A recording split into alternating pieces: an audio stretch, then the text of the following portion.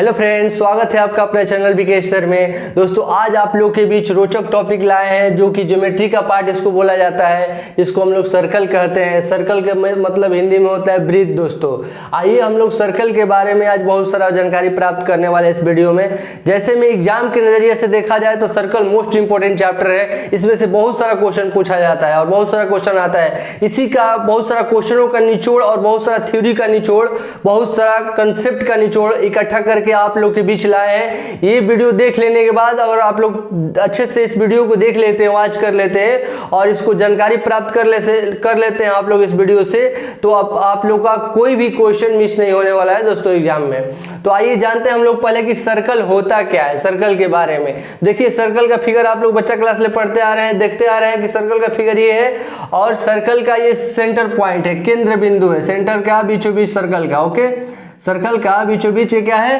केंद्र पॉइंट है ये।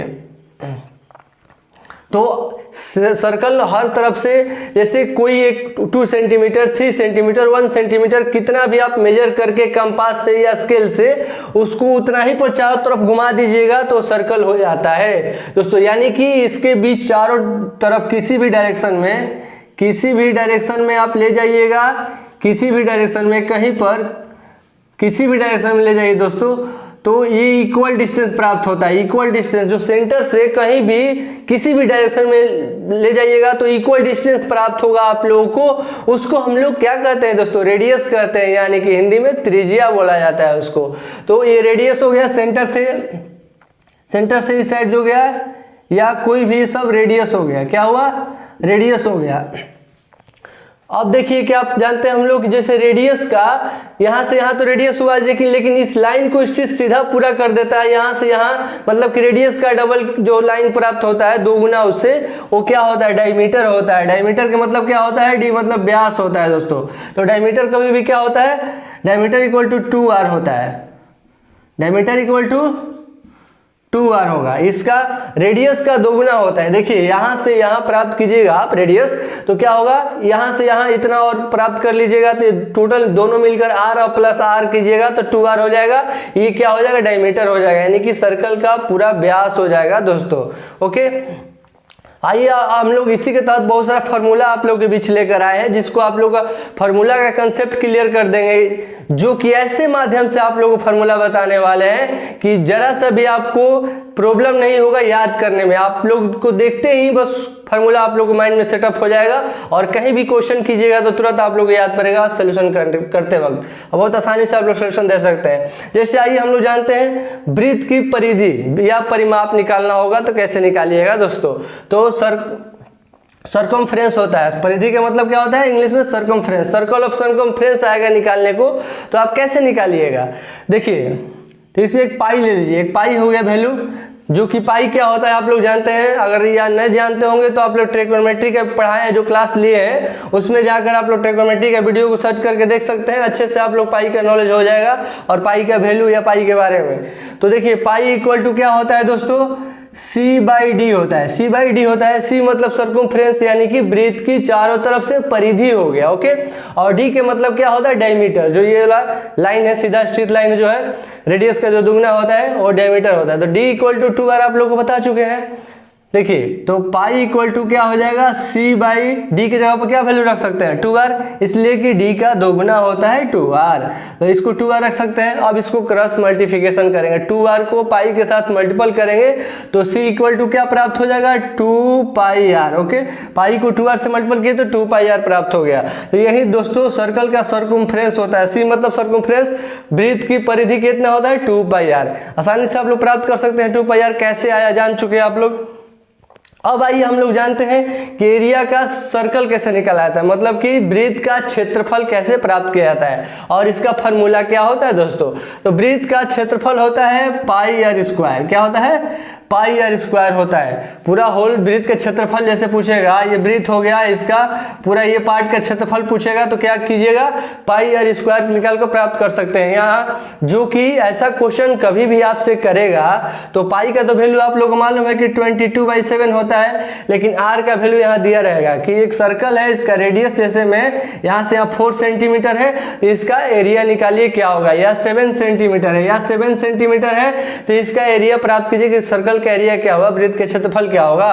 तो पाई का वैल्यू क्या होता है 22/7 मल्टीपल आर कितना दिया है 7 सेंटीमीटर, तो आर स्क्वायर मतलब 7 × 7 कर दीजिएगा, 7 कट जाएगा और इसको मल्टीपल कर दिएगा 22 से 7 से मल्टीपल कर दीजिएगा, 7 2 14 4 कैरी 1 7 2 14 154 सेंटीमीटर स्क्वायर हो जाएगा, जो कि वृत्त का क्षेत्रफल हो जाएगा दोस्तों। ओके, इसी तरह से आप वृत्त का क्षेत्रफल निकाल सकते हैं।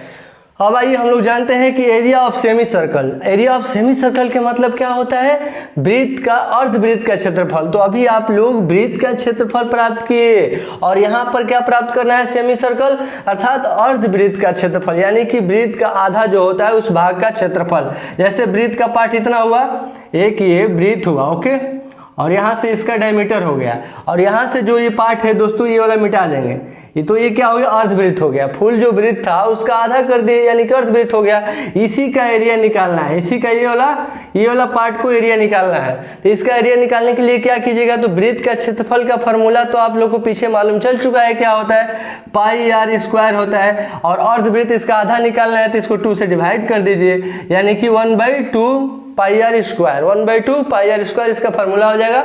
अब इसका भी रेडियस दिया रहेगा और पाई का वैल्यू 22/7 होता है, आप लोग को बता चुके हैं और जान चुके हैं आप लोग, तो आसानी से आप इसका वैल्यू पुट करके, रेडियस का त्रिज्या का वैल्यू आर के जगह पर पुट करके आसानी से इसका वैल्यू प्राप्त कर सकते हैं दोस्तों आप लोग। आइए अब नेक्स्ट पॉइंट जानते हैं हम लोग क्या है, एरिया ऑफ क्वाड्रेंट। क्वाड्रेंट के मतलब क्या होता है, समचतुर्भुज, यानी कि एरिया ऑफ क्वाड्रेंट निकालना होगा। तो एरिया ऑफ क्वाड्रेंट कैसे निकालिएगा आप लोग, तो आइए बताते हैं कि एरिया ऑफ क्वाड्रेंट क्या होता है। जैसे एक एरिया हो गया, इसको प्लस कर दीजिए, एरिया के बीचों बीच जो सेंटर से क्रस की दोनों तरफ लाइन को सेंटर से क्रस कर दीजिए। सेंटर से क्रस करते वक्त दोनों लाइन जहां पर मीट होगा एक जगह वो सेंटर हो गया, और जो इसका कितना भाग में एक खाका बढ़ चुका है, इसका 4 भाग में 1 2 3 4 4 भाग में खाका बढ़ चुका है। जो ये वाला होता है पार्ट दोस्तों, यही होता है क्वाड्रेंट। ये वाला पार्ट का बोलेगा एरिया निकालने के लिए, ये वाला पार्ट का एरिया निकालने के लिए बोलेगा।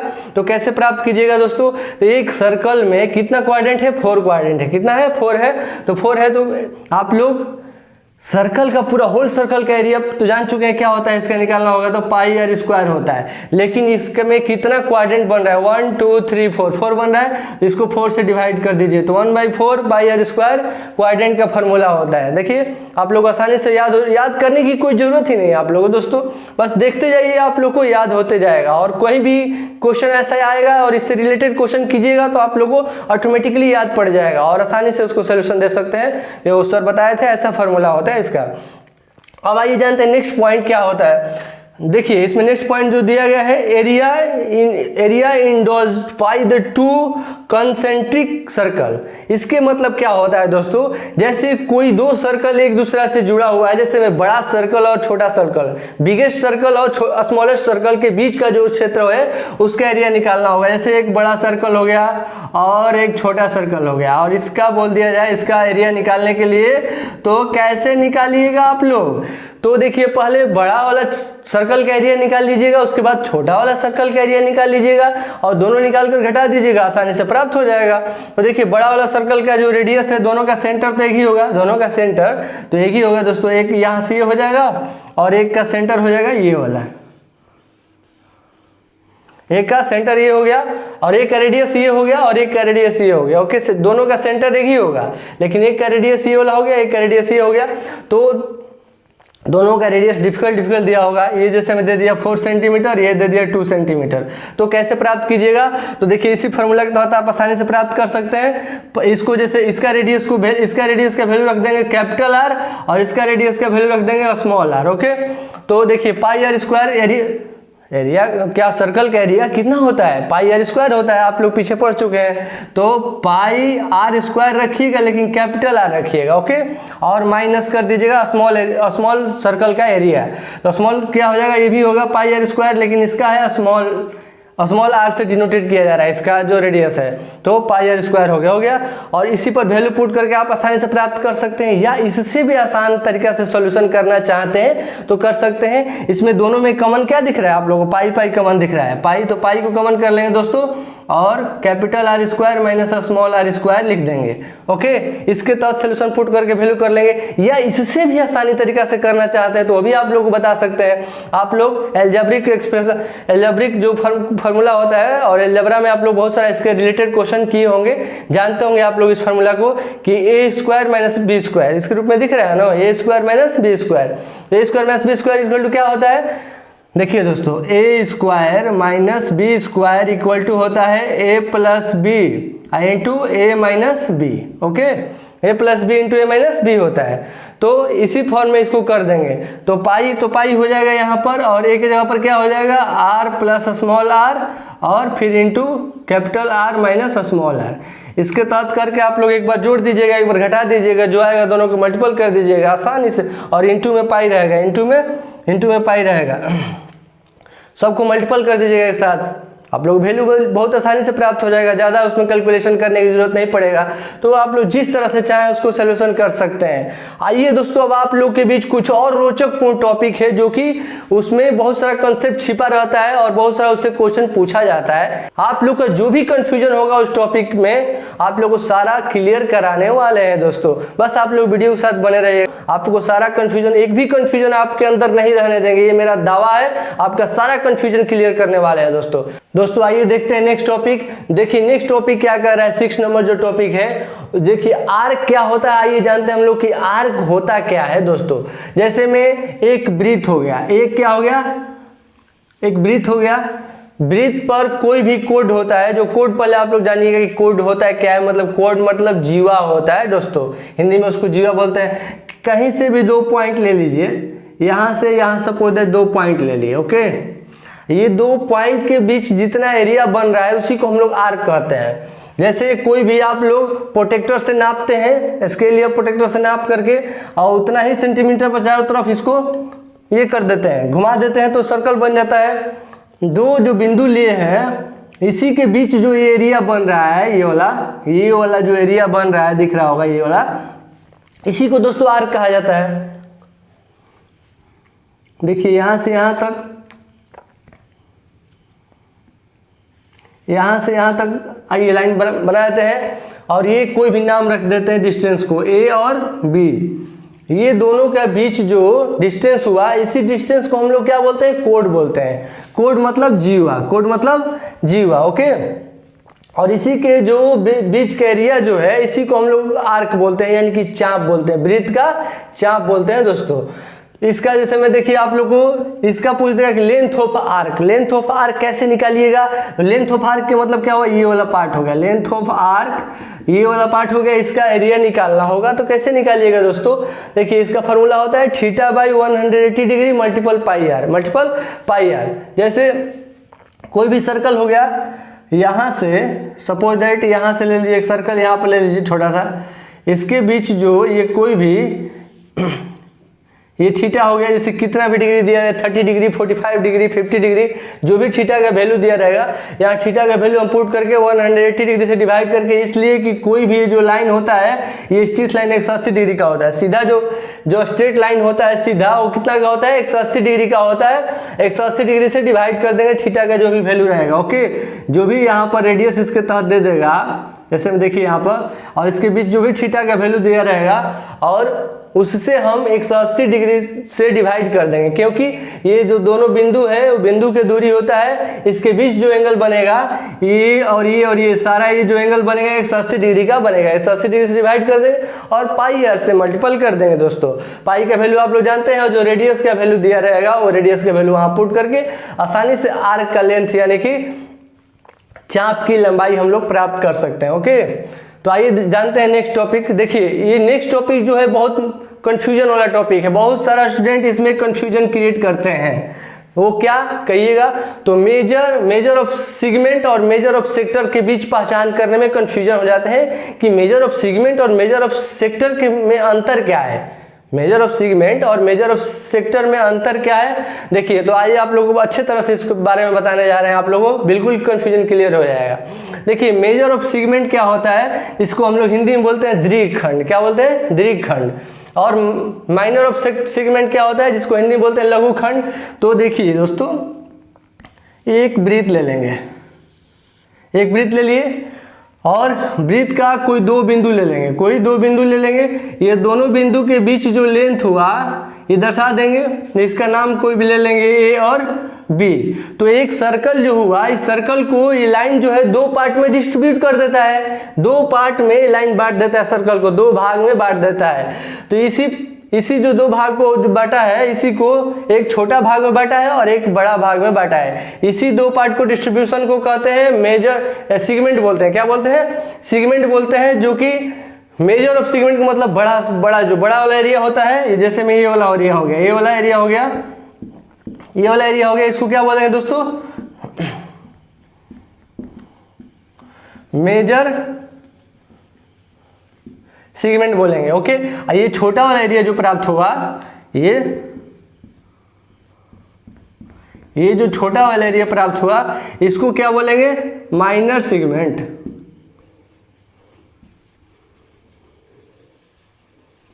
क्या इसको बोलेंगे? माइनर सेगमेंट बोलेंगे छोटा वाला एरिया को। और बड़ा वाला एरिया को क्या बोलेंगे? Major segment. इसी तरह का जो कोई भी सर्कल को दो पार्ट में डिस्ट्रीब्यूट कर देगा, बांट देगा अलग अलग, उसी को हम लोग सेगमेंट कहते हैं। कोई भी लाइन जो होगा, कोई भी जीवा से दो पार्ट में बांटेगा तो, लेकिन छोटा वाला जो पार्ट होगा, एरिया होगा, उसको माइनर सेगमेंट बोलेंगे और बड़ा वाला जो एरिया होगा उसको बोलेंगे मेजर सेगमेंट। ओके, यही होता है दीर्घखंड और लघुखंड। इसको बोलेंगे दीर्घखंड और इसको बोलेंगे लघुखंड। अब आइए हम लोग जानते हैं कि इसका एरिया निकालना होगा तो कैसे प्राप्त करेंगे हम लोग दोस्तों। तो area of segment equal to क्या होता है? आर स्क्वायर और कोष्ठ में बन करके pi theta by 360 minus 1/2 into sine theta. अब कोई थीटा का वैल्यू दिया रहेगा, यहाँ पर थीटा का वैल्यू कोई दिया रहेगा, सेंटर से जिस तरफ रेडियस जाएगा, कहीं भी रेडियस पहुंचेगा, उसके बीच जो दो रेडियस तो किसी डायरेक्शन बता चुके हैं आप लोग स्टार्टिंग में ही कि कहीं भी सेंटर से किसी भी डायरेक्शन में रेडियस सफर करेगा तो उसका डिस्टेंस इक्वल होगा। इसलिए कि 3 सेंटीमीटर, 2 सेंटीमीटर, 5 सेंटीमीटर जितना पर हम लोग मेजर करके सर्कल बनाते हैं उतना ही पर चारों तरफ घुमाते हैं। ओके, तो इक्वल होगा उसका रेडियस। तो इसीलिए रेडियस जो दिया रहेगा वो तो वैल्यू उसका दिया रहेगा और उसके बीच जो एंगल बनेगा और थीटा का वैल्यू हो जाएगा, और थीटा का वैल्यू हो जाएगा। और 360 से डिवाइड कर दें। क्यों दोस्तों? क्योंकि पूरा पहले हम लोग सर्कल का एरिया निकालेंगे, पूरा यहाँ से वहाँ तक सर्कल का एरिया निकालेंगे। तो सर्कल का पूरा चारों तरफ से कितना हो जाएगा? 360 डिग्री का होता है। और 360 को और जितना यहाँ थीटा दिया रहेगा, रिप्रेजेंट करेगा यहाँ वैल्यू थीटा का, उससे हम लोग डिवाइड कर देंगे। Okay, pi theta by 360 minus 1/2 sine theta. Sine theta की जगह पर जो वैल्यू दिया रहेगा वहाँ साइन के आगे पुट कर देंगे और उसके बाद सोल्यूशन कर लेंगे। इसी फार्मूला के तहत आसानी से मेजर सेगमेंट और माइनर सेगमेंट का वैल्यू प्राप्त हो जाएगा। एरिया ऑफ माइनर सेगमेंट या एरिया ऑफ मेजर सेगमेंट कोई भी बोलेगा तो इसी फार्मूला के तहत आप आसानी से प्राप्त कर सकते हैं वैल्यू किसी भी चीज़ का। अब देखिए आइए जानते हैं नेक्स्ट पॉइंट क्या है। देखिए मेजर सेक्टर होता है, वो सेगमेंट था और ये क्या है? सेक्टर है। सेगमेंट और सेक्टर के बीच का जो आप लोग के बीच कंफ्यूजन है वो आप बिल्कुल आज दूर कर देंगे। आप लोग के बीच जो कंफ्यूजन है, देखिए बता दे रहे हैं ऐसे कंसेप्ट कि आप लोग का बिल्कुल कंफ्यूजन दूर हो जाएगा। जैसे आप लोग ये समझ गए, एक सर्कल है, एक सर्कल का जो कोई दो बिंदु से जो लाइन, जो दो बिंदु के बीच लाइन होता है वो इस सर्कल को दो भाग में बांटता है। और दो भाग में बांटता है तो छोटा वाला जो भाग होता है एरिया, उसको माइनर सेगमेंट बोलते हैं और बड़ा वाला एरिया को मेजर सेगमेंट बोलते हैं। तो इसको सेगमेंट बोलते हैं। ओके, और ऐसे ही कोई सर्कल हो गया, ऐसे ही कोई सर्कल हो गया और एक सेंटर हो गया। और सेंटर से क्या होता है दोस्तों, जो दो रेडियस किसी भी डायरेक्शन में है, इधर गया और मान लो किधर आया, और इसके बीच जो एंगल बना थीटा। ओके, और ये जो इसके अंदर जो एरिया निकालने को बोलेगा, ये जो होगा, ये जो होगा दोस्तों, यही क्या हो जाएगा? सेक्टर होता है। ये क्या होता है? सेक्टर होता है। यही जो एरिया होता है वो सेक्टर होता है सर्कल का, सर्कल का सेक्टर होता है। तो देखिए ये भी क्या हो गया? ये भी उसी फार्मूला के तहत निकल जाएगा। ये भी हो गया जो 360 डिग्री का हो गया, और जो इस थीटा के वैल्यू यहाँ देगा इसे डिवाइड करके पाई से, और उसके बाद हम लोग 360 से डिवाइड कर देंगे और वो -1/2 साइन थीटा के वैल्यू पुट करके आप निकाल सकते हैं आसानी से इसका वैल्यू। देखिए दोस्तों, इस तरह से जितना भाग में बांटेगा, जितना भाग में इसको जैसे यहाँ से यहाँ भी ले सकते हैं एक बिंदु, फिर ये वाला एरिया हो जाएगा। जितना भाग में सर्कल को बांटेगा इस तरह को बंटवारा को हम लोग क्या बोलते हैं, मेजर सेगमेंट और माइनर सेगमेंट। और मेजर सेगमेंट और माइनर सेगमेंट किसको बोलेंगे, तो ये जो बड़ा वाला एरिया हुआ, ये जो हुआ दोस्तों, ये जो एरिया हुआ इसको हम लोग क्या बोलेंगे, मेजर सेगमेंट बोलेंगे। ओके, इसको मेजर सेगमेंट बोलेंगे, और ये छोटा वाला एरिया को माइनर सेगमेंट बोलेंगे।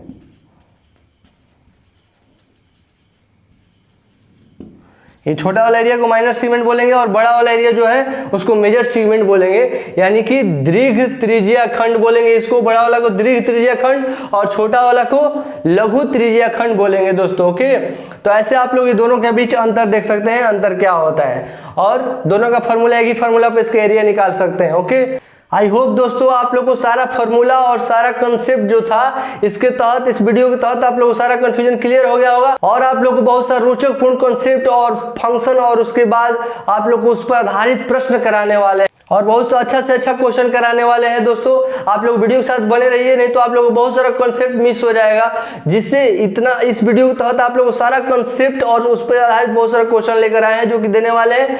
क्वेश्चन और कंसेप्ट कर लेने के बाद कोई ऐसा क्वेश्चन नहीं होगा जो कि एग्जाम में आप लोग मिस कीजिएगा, ये मेरा दावा है, चैलेंज है, मैं ठोक के दे रहा हूं। आप लोग उस वीडियो को शुरू से अंत तक देख लीजिए, और उसको एक बार समझ में नहीं आ रहा तो पुनः फिर दोबारा देखिए, रिपीट कीजिए जब तक कि उसको समझ ना जाइए। और उसके बदौलत भी आप लोगों को समझ में नहीं आ रहा है तो कमेंट बॉक्स में कमेंट कर सकते हैं दोस्तों। आप लोग के लिए जान हाजिर है, आप लोग के लिए सारा प्रॉब्लम समस्याओं को दूर करने के लिए मैं तैयार हूँ, और फिर अगला वीडियो में आप लोगों को समस्याओं के सोल्यूशन लेकर आऊँगा जरूर। ओके, हाँ तो दोस्तों आइए हम लोग कुछ क्वेश्चन कर लेते हैं जिससे कि कंसेप्ट क्लियर हो जाए। आप लोगों को जो कराए हैं पीछे थ्योरी, उस पर देखिए क्वेश्चन लाए हैं, बहुत मोस्ट इंपोर्टेंट क्वेश्चन है, ध्यानपूर्वक क्वेश्चन को देखिएगा आप लोग और समझिएगा। देखिए क्वेश्चन क्या कह रहा है, एक घड़ी की मिनट की सुई की लंबाई 14 सेंटीमीटर है। तो आइए हम लोग घड़ी बना लेते हैं, एक घड़ी बना देते हैं दोस्तों। यहाँ पर ये 12 o'clock हो गया, और यहाँ पर 1 हो गया, यहाँ पर 2 हो गया, यहाँ पर 3 और 4 5 6 7 8 9 10 और ये 11 हो गया, और ये घड़ी का सेंटर हो गया। ओके, घड़ी का सेंटर हो गया। अब देखिए क्या कर रहा है, इसका लंबाई कितना है, मिनट वाली सुई की लंबाई 14 सेंटीमीटर है, यानी कि सपोज दैट मिनट वाली सुई ये है दोस्तों, मिनट वाली सुई ये है, और ये जो चारों तरफ घूम रही है, चारों तरफ घड़ी के घूम रही है, यानी कि क्या हो गया, रेडियस हो गया। क्या हुआ, रेडियस हो गया। क्यों, क्योंकि जो सेंटर से किसी भी डायरेक्शन में सफर करे त्रिज्या वो इक्वल होता है, चारों तरफ ऑल डायरेक्शन में इक्वल होता है उसका वैल्यू, तो इसलिए क्या हो गया, रेडियस 14 सेंटीमीटर हो गया, ये रेडियस हो गया। और यहाँ से ये जो तो ये दोनों मिनट वाली सुई, ये दोनों मिनट वाली ही सुई है, लेकिन अब क्वेश्चन क्या कर रहा है, 5 मिनट में उस सुई चलने द्वारा 5 मिनट में जितना दूरी सुई तय कर रही है उससे घिरा हुआ एरिया, जो उतना देर घिरा हुआ क्षेत्रफल है, जितना 5 मिनट में जो सुई चल रही है मिनट वाली, उसका क्षेत्रफल ज्ञात करना है। यानी कि यहाँ से चलते चलते यहाँ तक चली गई सुई मिनट वाली। ओके, तो इसी के बीच का एरिया ज्ञात करना है दोस्तों, ये वाला एरिया ज्ञात करना है। ये थीटा हो गया, थीटा हम लोग को निकालना पड़ेगा इसका क्षेत्रफल निकालने के लिए, इसलिए कि इसका फार्मूला में थीटा का यूज होता है। तो थीटा कैसे निकालेंगे, आप लोग क्लॉक वाला चैप्टर रीजनिंग में पढ़े होंगे, पढ़ाए हैं बहुत अच्छे से। देखिए 1 मिनट में कितना डिग्री का एंगल बनता है, 6 डिग्री का बनता है। 1 मिनट में 6 डिग्री का एंगल बनता है, तो 5 मिनट में कितना डिग्री का एंगल बनेगा, 6 5 जा 30 डिग्री। ओके, 30 डिग्री का एंगल बनेगा, यानी कि थीटा का वैल्यू मालूम चल चुका है। थीटा का वैल्यू कितना है दोस्तों, थीटा का वैल्यू 30 डिग्री मालूम चल चुका। ओके, तो अब हम लोग फार्मूला के तहत बैठाएंगे इसको, थीटा बाई 360 डिग्री। 360 डिग्री सोचिएगा क्यों डिवाइड कर रहे हैं, क्योंकि ये जो सर्कल का चारों तरफ का जो क्षेत्रफल निकाला जाता है, जो इसका वैल्यू होता है थीटा का 360 डिग्री, चारों तरफ से इसका थीटा का वैल्यू कितना होता है, 360 डिग्री का इसके बीच कोण बनता है, जो चारों तरफ से होता है चतुर्भुज से। देखिए क्या होगा, 360 से इसको डिवाइड कर दिया और मल्टीपल कर देंगे पाई आर स्क्वायर से। पाई आर स्क्वायर क्या होता है, किसका क्षेत्रफल होता है, वृत्त का क्षेत्रफल होता है। यानी कि वृत्त का जो क्षेत्रफल है, चारों तरफ से घड़ी का क्षेत्रफल जो है उसको मल्टीपल कर देंगे थीटा बाई 360 डिग्री से। तो देखिए क्या हो जाएगा, थीटा का वैल्यू आप प्राप्त कर चुके हैं 30 डिग्री, यहाँ पर 30 डिग्री पुट कर देंगे और 360 है जिससे डिवाइड कर देंगे। मल्टीपल पाई का वैल्यू आप लोग जान चुके हैं कि 22/7 होता है। यहाँ पर रेडियस क्या है दोस्तों, रेडियस भी प्राप्त कर चुके हैं आप लोग। आर बराबर क्या होता है, 14 सेंटीमीटर दिया हुआ है। आर बराबर क्या है, 14 सेंटीमीटर दिया है, 14 सेंटीमीटर। तो यहाँ पर पुट कर देंगे 14 मल्टीपल 14, यानी कि किसका वैल्यू पुट कर दिया, आर का वैल्यू, क्योंकि आर स्क्वायर दिया हुआ था तो आर का वैल्यू पुट कर दिए। अब देखिए यहाँ पर कट कर देना है, किससे कौन कट होगा, 0 से 0 कट जाएगा और 3 से ही कट करेंगे तो 12 बार में कट जाएगा, 12 बार में। और ये 7 से 2 बार में कट जाएगा दोस्तों, 2 बार में 7 से कट जाएगा। और अब कट कौन सा होगा, अभी इसको कट करेंगे 2 से तो ये 6 बार में कट जाएगा और ये 11 बार में कट जाएगा। इसको 2 से करेंगे फिर तो ये 3 बार में कट जाएगा और ये 7 बार में कट जाएगा दोस्तों। अब हम क्या करेंगे, अब ऊपर तो कोई बचा नहीं, सिर्फ 7 to 11 बचा है, सबको मल्टीपल कर देंगे और नीचे 3 से डिवाइड होने लायक रहेगा तो करेंगे या वहीं लिख देंगे। तो 7 2 जा 14 होता है, 14 को 11 से मल्टीपल करेंगे तो क्या प्राप्त होगा, 14 ही प्राप्त हो जाएगा। तो 4 1 5 1, ये 154 सेंटीमीटर स्क्वायर बाई 3, यही इसका एरिया प्राप्त हुआ। यही इसका ये जो भाग है, ये मिनट जो 5 मिनट में तय की है मिनट की सुई, इसका क्षेत्रफल कितना हुआ, 154/3 सेंटीमीटर स्क्वायर। यदि डेसिमल में देगा वैल्यू वहाँ ऑप्शन में आप लोगों को, तो ऑप्शन में देगा तो डेसिमल डिवाइड करके इसको लिख सकते हैं आप लोग। तो ऐसा क्वेश्चन कोई भी आएगा तो आप लोग आसानी से प्राप्त कर सकते हैं इस फॉर्मूला के तहत और इस कंसेप्ट के तहत दोस्तों। आई होप आप लोगों को एक सारा कंसेप्ट समझ में आया होगा और टोटल थ्योरी समझ चुके होंगे आप लोग अच्छे से। यदि आप लोगों को कोई डाउट होगा तो कमेंट बॉक्स में कमेंट कर सकते हैं दोस्तों, या पुनः दोबारा वीडियो को देखकर आप लोग कंसेप्ट कन्फ्यूजन को दूर कर सकते हैं और अपना कंसेप्ट को क्लियर कर सकते हैं दोस्तों। तब तक फिर मिलते हैं अगले वीडियो में। Thank you.